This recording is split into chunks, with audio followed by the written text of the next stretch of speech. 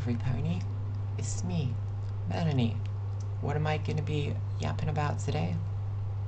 I'm going to be yapping about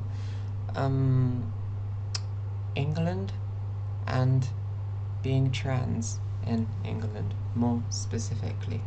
So, I'm Melanie. I'm a 17-year-old trans girl. May 18th is just around the corner.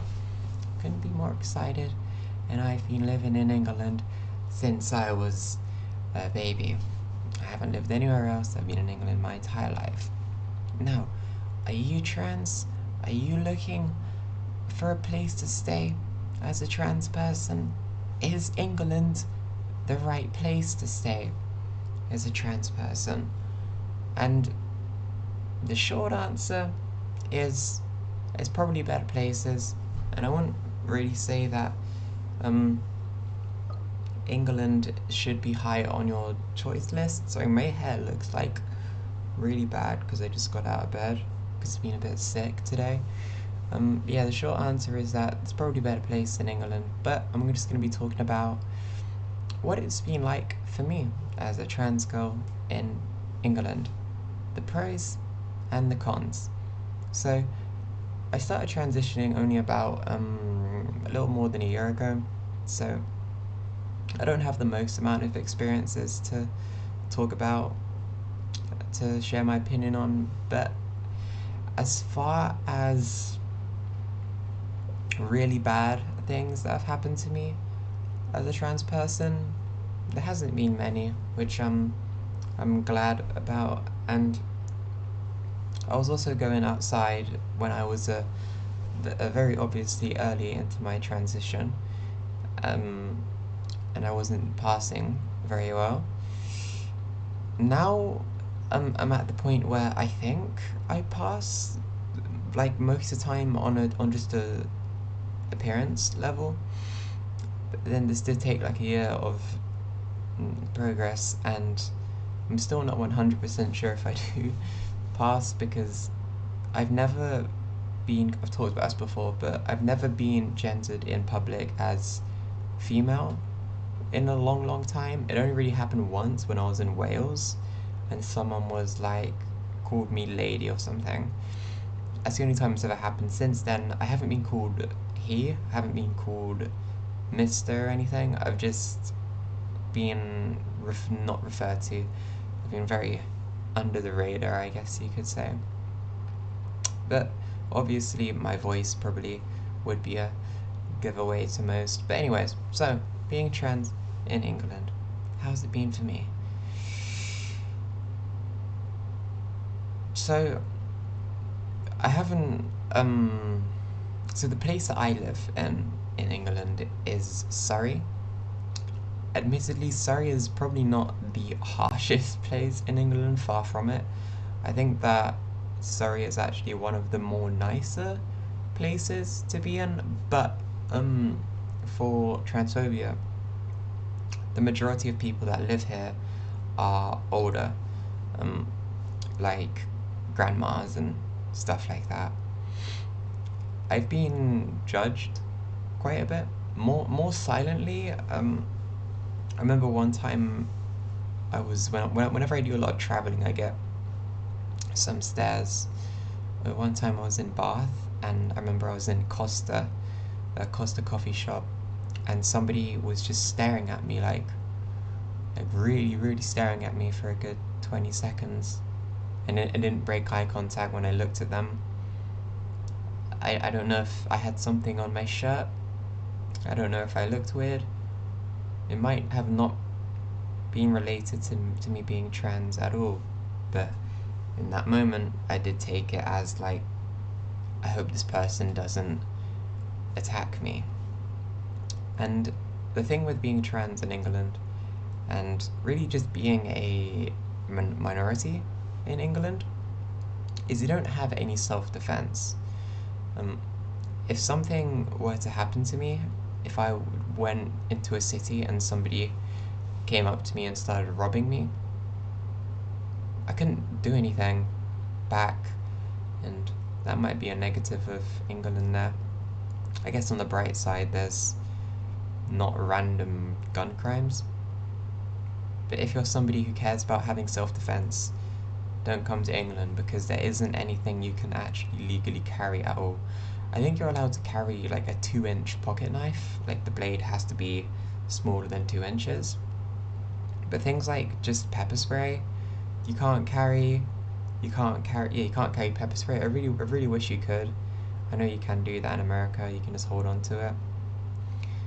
But the best self defense you can really get in England is either having hands, or you can get these little keychains that will play a really loud noise if somebody's trying to get personal with you. You can just play this thing that makes a really loud beep noise and alerts everybody. So that's the furthest that self defense really goes in England. So yeah. Sorry, I'm a bit tired and I'm still a bit sick. I just kind of want to come on here and just yap a bit. And there are some pretty welcoming places in England, actually. Brighton, I believe, is the queer capital of England. I think that's where they do most of the like pride marches. I think they do them everywhere, but I think it's especially more prevalent over there. I went to Cardiff once in Wales, and there was a bunch of like little trans stickers saying, if you're trans, call this number if you don't have anyone else, and those little support groups everywhere, these like queer-owned businesses. It was really sweet. Cardiff is probably the most accepting place I've been in. I think it's hard to say just from the little stickers everywhere. You don't really see that anywhere in Surrey. And I've been to London a few times, and there isn't much things in London that scream like welcoming, since most people in London are kind of not the nicest people. But then again, you're probably not gonna be attacked for being trans in cities, because everybody kind of keeps to themselves a bit. So my issue being trans in England has been my inept ability to find anybody like me. I don't really know anybody that's trans and lives within a 3-hour radius of where I live, which is very sad. And I've been looking for trans people in my area for a very long time. It just seems to not happen.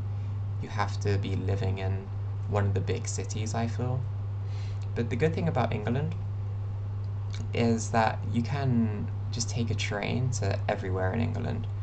My ex-girlfriend lived in Manchester, which is a 3-hour train away, which is kind of far, but it's better than America, because in America you have to take like a plane to different states, right? But England, if you have a driving license, you can just travel across the whole thing. But in terms of finding people that are very local to me, very big failures. I know other people that are trans in England that I know over the internet that also just can't find anyone near them. But I guess, yeah, if you have a driving license, that might not be a problem, or if you can afford trains constantly and you don't mind the travel and stuff. So I've been a bit lonely. I guess I haven't really had any like real friends in a very long time. It's mostly just been people on the internet. All my trans friends are just on the internet, which makes me very upset. I hope one day I can find like just some nice trans person that lives closer than Manchester, you know. Also, even though if you're trans in England, you're not guaranteed to be like attacked. There is a lot of, I'd say that sadly the majority of people have a very what's the word, like distorted view of trans people. I'm not saying everybody in England's transphobic, but I think the majority of people in England won't understand. For some reason I feel like most people in England are older than 50. I don't really know why, but chances are, if you talk to a random person, they're just going to be a bit confused about stuff. So casual judging is something that happens a lot in England. casual bullying is something that happens a lot in England. I talked about this in my school video, how normalized it is in British culture to just pick on people. Uh, Things like if there's somebody in your friend group and this person in your friend group is a minority, they're probably going to be picked on for that in like a loving way. Like it's just like British humor. I don't like that about England. England in general is not the happiest place. Everybody in England just seems to hate everyone, hate themselves, hate the country they live in. Maybe it's just genuinely the depressing weather that makes everybody so angry. But yeah, the weather is bad. The weather fluctuates a ton. It's like one day it'll be really hot and the next day it'll be like it's winter. It's very strange, right? Sorry, this video like kind of sucks. Should I upload this video? Yeah, I'll upload it. So, being trans in England, I'd say is not the best. I think most places in America are probably better, but I know that in America there's a lot of, it's dependent on the state. Like each state is kind of like its own different country with their own political views. But in the politics in England surrounding trans people are very grim, very bleak. I'm not really sure if the current government is supportive of trans people. It's better than Tories, but things like hormone blockers, I think just like general estrogen, I'm a bit scared of because it looks like there could be a ban on it eventually. And if you are trans in England and you want to get HRT, going through the whole medical process of it through the NHS is an absolute nightmare. And most people in England probably will just do DIY because it's that or get put on a 5-year waiting list at minimum. It's terrible. Also, just the news in England, they're all kind of a little bit transphobic. Like the BBC is quite transphobic. It's just very normalized in the media for all of the news outlets to be transphobic. And yeah, I haven't been doing very well, if you couldn't tell. I've been very upset about stuff like that and just not being able to find anyone, feeling very alone. Yeah, no, that's how I'm feeling right now. I'm feeling very alone. Bye.